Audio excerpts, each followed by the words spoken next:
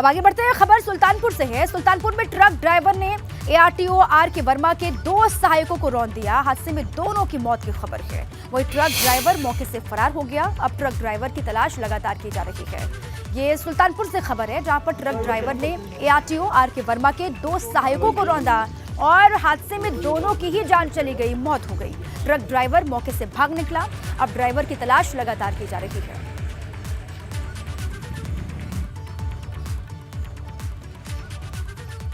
तो सुबह लगभग 4:30 पौने 5 बजे के आसपास फोन पर सूचना मिली कि एआरटीओ की गाड़ी का एक ट्रक से एक्सीडेंट हुआ है। मौके पर पुलिस बल पहुंच गया है। 2 व्यक्ति को गंभीर रूप से घायल उनको हॉस्पिटल भेज दिया गया है और एआरटीओ साहब को नहीं चोट लगी, गाड़ी को काफ़ी डैमेज हुआ है।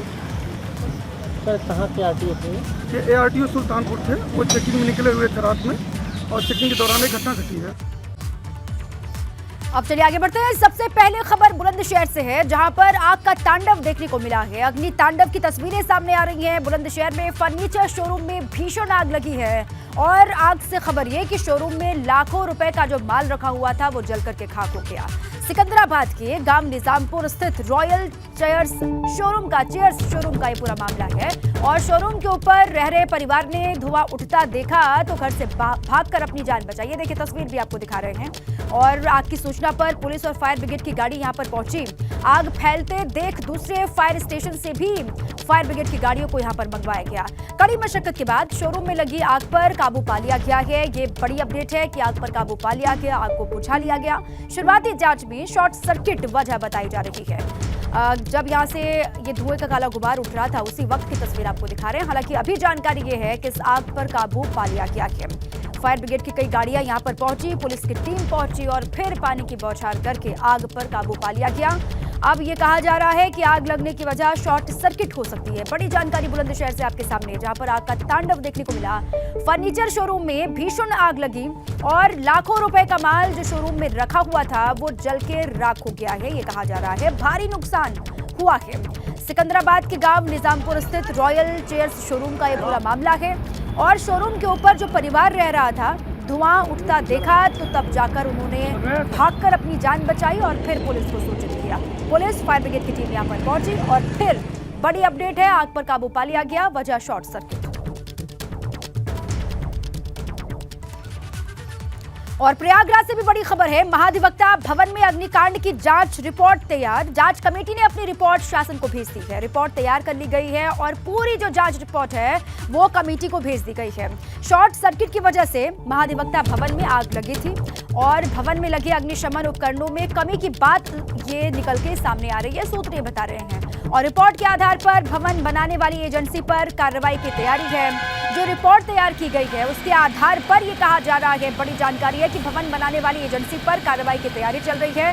17 जुलाई को महाधिवक्ता भवन के 6वें और 9वें फ्लोर में आग लग गई थी और सीएम के निर्देश पर 5 सदस्यीय जांच कमेटी का गठन किया गया था। 8 दिनों में टीम ने आग लगने के कारणों का अध्ययन करके एक रिपोर्ट तैयार कर ली है, जिसको सौंप दिया गया है, कहा जा रहा है। 8 दिनों का वक्त दिया गया था। 8 दिनों के भीतर टीम को पूरी जांच रिपोर्ट तैयार करनी थी। कहां पर खामी, क्या वजह, इसको लेकर एक रिपोर्ट तैयार की गई है और फिर ये कहा जा रहा है कि उस रिपोर्ट के आधार पर आगे कार्रवाई हो सकती है। डीएम ने बिजली और अग्निशमन रिस्टोर करने का निर्देश दिया।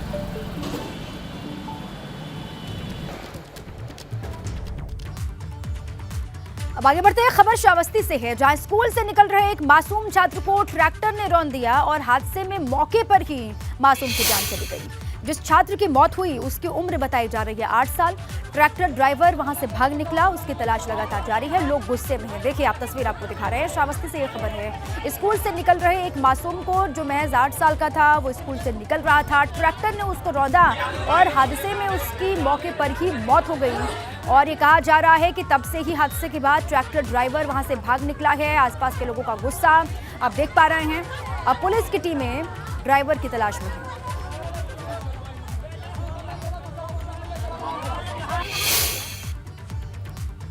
आगे बढ़ते हैं, खबर जालौन से है। यहां ज्वेलरी शॉप पर चोरी की वारदात को अंजाम दिया गया। एक महिला और व्यक्ति ग्राहक बनकर दुकान के भीतर दाखिल होते हैं और सोने के आभूषणों पर हाथ साफ कर दिया गया। उसके बाद दोनों आरोपी वहां से फरार हो गए। ये देखिए आप।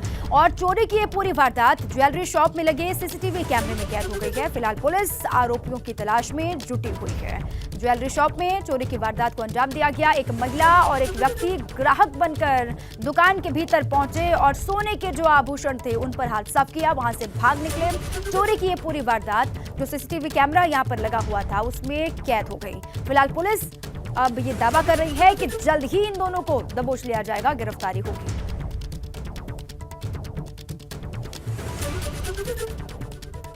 तो सीसीटीवी कैमरे में ये पूरी वारदात चोरी की कैद हो गई है। एक महिला एक व्यक्ति है जो ग्राहक बनकर आते हैं और सोने के आभूषण पर हाथ साफ करते हैं।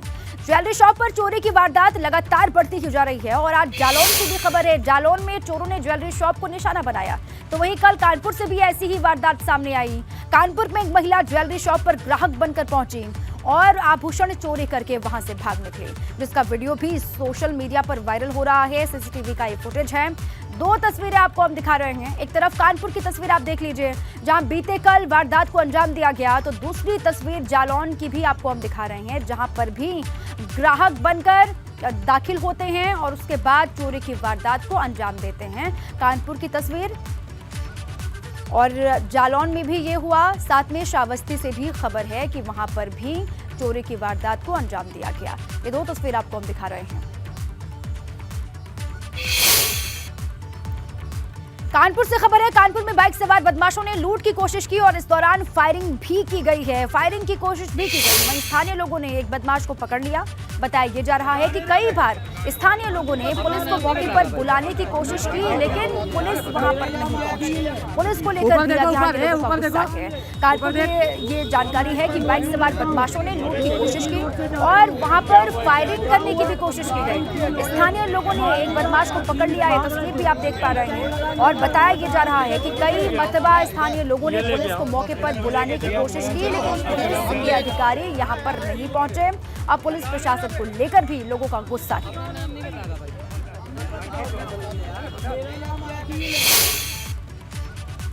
वहीं लखनऊ के ठाकुरगंज में जीआरएम लॉन के मालिक के बेटे पर गोली चल गई है। पुलिस ने इसके बाद घायल शख्स को इलाज के लिए ट्रॉमा सेंटर भेजा।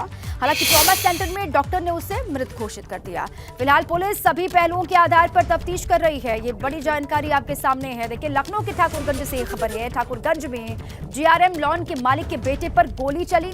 पुलिस ने इसके बाद घायल शख्स को तुरंत ही ट्रॉमा सेंटर भेजा, वहां पर भर्ती करवाया, लेकिन ट्रॉमा सेंटर में डॉक्टर ने मृत घोषित कर दिया। अब पुलिस हर एंगल से जांच पड़ताल कर रही है, तफ्तीश कर रही है। कौन लोग हो सकते हैं, क्या वजह हो सकती है, कोई रंजिश, कोई विवाद, कोई दुश्मनी किसी से चल रही थी क्या, हर पहलू पर पड़ताल होगी। लोगों से भी पूछताछ हो रही है और जल्द ही पूरे मामले का खुलासा होगा।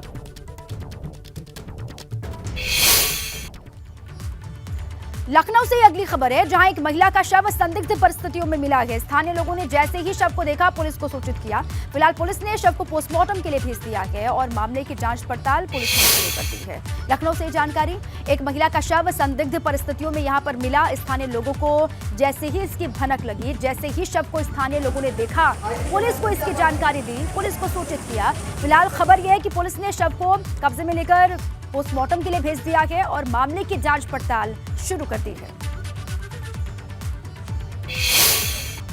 आज एक लेडी की डेड बॉडी थाना सुसान गोल्ड सिटी के भागीरथी अपार्टमेंट में बेसमेंट में मिली। इसकी सूचना मिलने पर पुलिस ने स्पॉट विजिट किया और प्राइम एफएससी पूरी इन्वेस्टिगेशन की। सीसीटीवी फुटेज खंगाली गई और प्रथम दृष्टया पता चला कि लड़की स्वतः लिफ्ट से ऊपर गई थी और 4वें फ्लोर पे उसकी चप्पल भी रिकवर हुई। पूरे मामले को गहराई से परीक्षण किया जा रहा है, स्टेटमेंट दिए जा रहे हैं। सभी पहलुओं पे गहराई से इन्वेस्टिगेशन के बाद किसी निष्कर्ष पर निकला जाएगा। अब आगे बढ़ते हैं। आगरा से खबर है। आगरा में आवारा कुत्तों का आतंक है और यहां एक आवारा कुत्ते ने दिव्यांग बच्ची पर हमला कर दिया। कुत्ते के हमले में वो बुरी तरीके से जख्मी हो गई। खबर है कि बच्ची को इलाज के लिए उसके बाद अस्पताल में भर्ती करवाया। 4 घंटे चले ऑपरेशन के बाद बच्ची को 36 टांके लगे हैं। दहतौरा क्षेत्र के गगोई गांव की ये पूरी घटना बताई जा रही है, जहां पर कुत्तों का आतंक आप समझिए, और कुत्तों के आतंक को लेकर लोग दहशत में हैं और लोगों में गुस्सा भी है। आवारा कुत्ते ने दिव्यांग बच्चे पर हमला कर दिया और कुत्ते के हमले में पूरी तरीके से वो जख्मी हुई। बच्चे को इलाज के लिए अस्पताल में भर्ती करवाया गया और खबर है कि 4 घंटे तक ये ऑपरेशन चला और उसके बाद बच्चे को 36 टांके लगे हैं। दहतौरा क्षेत्र के गगोई गांव की ये पूरी घटना बताई जा रही है। अब ऐसा हुआ था, हम सब सो रहे थे, हमारी माताजी के पास सोती है जी। इसकी माताजी है नहीं, इसकी माताजी हुई खत्म। इसका पिताजी हैं, इसके पिताजी थोड़े से मोटी बुद्धि के पागल है भी, तो माताजी के पास रहती है जी। तो मैं हम भी वहीं रहते हैं। बच्ची की उम्र कितनी है? बच्ची की 10 साल है। हुआ क्या सवेरे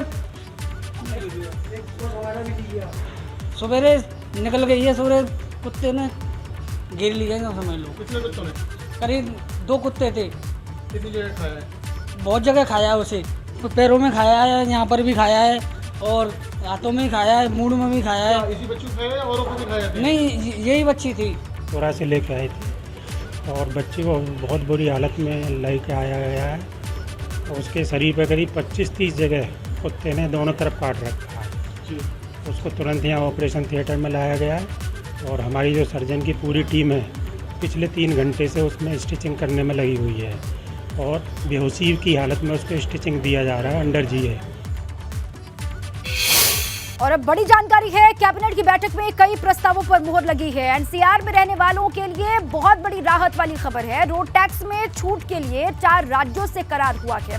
कैब और टैक्सी वालों को अब एक ही टैक्स देना होगा। बड़ी जानकारी, योगी कैबिनेट की बैठक खत्म हो गई है और बैठक में कई प्रस्तावों पर मुहर लगी है। एनसीआर में रहने वालों के लिए बहुत बड़ी राहत है। रोड टैक्स में छूट के लिए 4 राज्यों से करार हुआ। कैब और टैक्सी वालों को अब एक ही टैक्स देना होगा।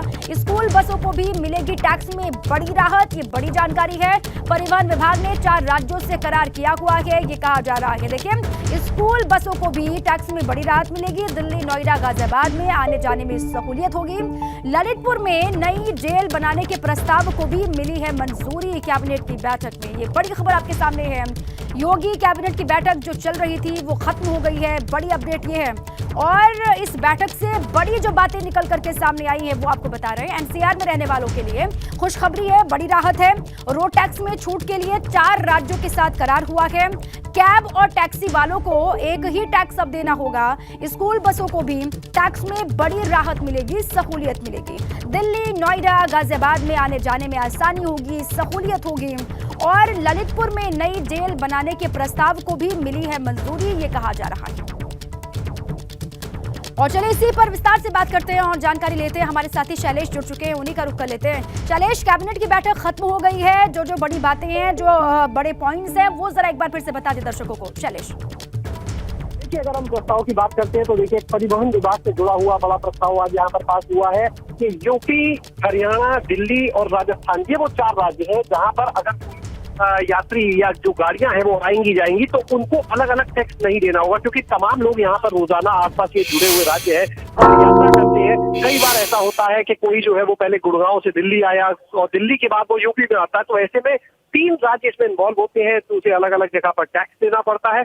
लेकिन अब इस चीज को चारों राज्यों ने मिलकर आपसी सहमति से परिवहन विभाग ने मिलकर ये तय किया कि अब अगर ऐसा होता है सिर्फ एक बार उन्हें टैक्स देना होगा। इसकी वजह से अगर हम बात करें तो उत्तर प्रदेश सरकार के ऊपर, परिवहन विभाग के ऊपर लगभग 12 करोड़ का बोझ आएगा, लेकिन उस 12 करोड़ को अन्य संसाधनों के माध्यम से पूरा किया जाएगा। लेकिन कुल मिलाकर जो, और जाहिर सी बात है, देखिए, जब इन गाड़ियों को टैक्स से राहत मिलेगी तो उसका फायदा सीधे तौर पर यात्रियों को मिलेगा। जब गाड़ी का खर्च कम तो यात्री का खर्च कम।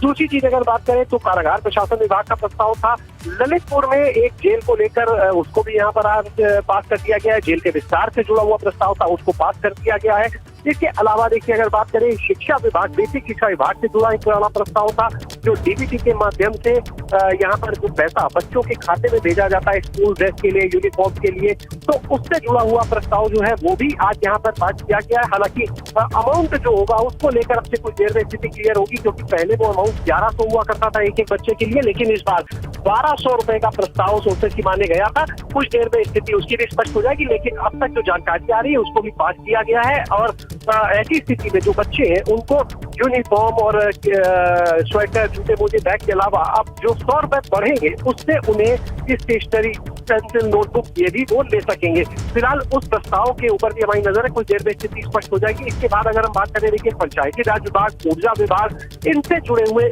नगर विकास विभाग, इनसे जुड़े हुए प्रस्ताव जो थे वो यहाँ पर लाए गए थे, जिनमें जो अधिकतर प्रस्ताव थे आज कैबिनेट में देखिए वो यहाँ पर बात कर दिए गए हैं। कुछ ही देर में जो प्रस्ताव की और डिटेल जानकारी बताएंगे, लेकिन जो परिवहन विभाग का प्रस्ताव था उसकी अपने अपने दर्शकों को जानकारी दे दी है। शिक्षा विभाग से जो जुड़ा हुआ बड़ा प्रस्ताव था, क्योंकि वो प्रस्ताव सीधे तौर पर 1,90,00,000 से ज्यादा छात्र छात्राओं से जुड़ा हुआ है। कैबिनेट खत्म होने के बाद देखिए मंत्रियों के निकलने का सिलसिला शुरू हो चुका है।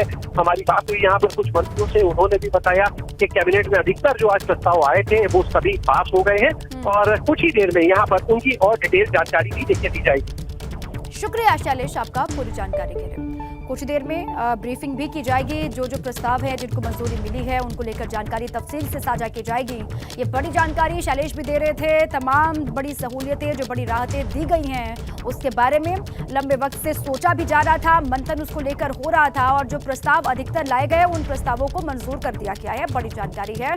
और एनसीआर के लोगों के लिए क्या सहूलियत है वो भी आपने जान लिया है। ललितपुर में भी नए जेल को बनाने को लेकर प्रस्ताव को मंजूरी मिल गई है, ये खबर है। योगी कैबिनेट की बैठक में कुल मिलाकर के कई प्रस्ताव जो लाए गए थे उन पर मुहर लग गई है। एनसीआर के निवासियों को रोड टैक्स में बड़ी राहत मिलेगी, ये बड़ी जानकारी है।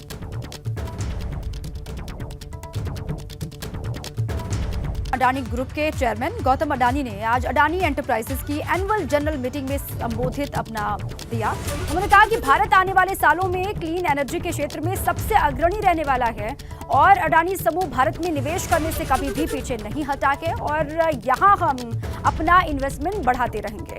हमारा आने वाले समय में $70 अरब से ज्यादा का खर्च करने का लक्ष्य है। गौतम अडानी ने ये भी कहा कि ग्रुप का मार्केट कैपिटलाइजेशन $200 अरब अमेरिकी डॉलर से ज्यादा हुआ है।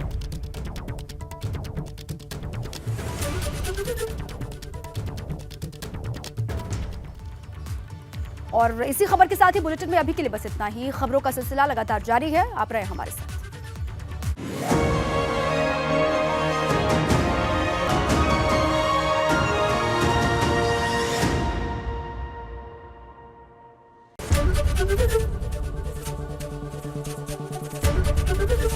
एबीपी गंगा, खबर आपकी, जुबान आपकी।